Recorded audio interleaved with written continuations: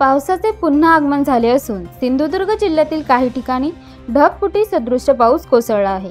यातच सोमवारी सायंकाळी वैभववाडी तालुक्यात झालेल्या ढगफुटी सदृश्य पावसामुळे भुईबावडा घाटात ठिकठिकाणी दरड कोसळल्याने रस्ता पूर्णतः बंद होऊन या मार्गावरील वाहतूक ठप्प झाली होती। मंगळवारी देखील तीच परिस्थिती कायम असून बुधवारी देखील अवजड वाहनांना वाहतुकीस बंद केला आहे। दुचाकी वाहने सोडली जात असून ठिकठिकाणी मोरी खचल्याने अवजड वाहतुकीला मात्र नो एंट्री दिली आहे।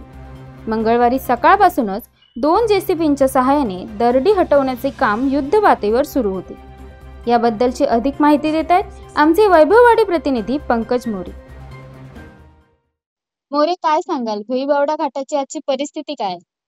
आताची परिस्थिती जर बघायला गेली तर इकडे घाट क्षेत्रामध्ये अधूनमधून बारीक पाऊस सुरू आहे आणि प्रशासनाने दिलेल्या माहितीनुसार 29 सप्टेंबर पर्यंत घाट अवजड वाहतुकीसाठी बंद राहील आणि घाटामध्ये ठिकठिकाणी मोहऱ्या खचलेल्या आहेत आणि 10 ते 12 ठिकाणी दरडी कोसळलेल्या आहेत। त्यामुळे घाट परिसर पूर्ण जिथं दरडी कोसळल्या तिथं चिखलमय पूर्ण झालेला आहे।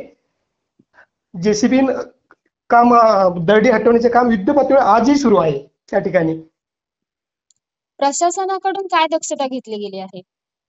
प्रशासनामधून तिथे जेसीबी वगैरे ठेवलेले आहेत। जर अचानक जर दरडी जर कोसळल्या तर जेसीबी प्रशासनाने आपले कर्मचारी तिथे सार्वजनिक बांधकाम विभागाने ठेवलेले आहेत।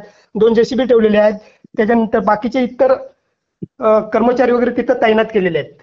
ज्या ठिकाणी दरडी कोसळली त्या ठिकाणी वस्ती होती का?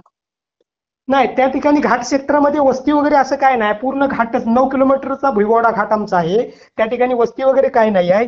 घाटाच्या पायथ्याशी रिंगेवाडी म्हणून एक गाव आहे, पण त्याचा आणि त्याच्याशी काही संबंध नाहीये। धन्यवाद आपण दिलेल्या माहितीबद्दल। Pankaj More, sky news today, Vaibhavwadi.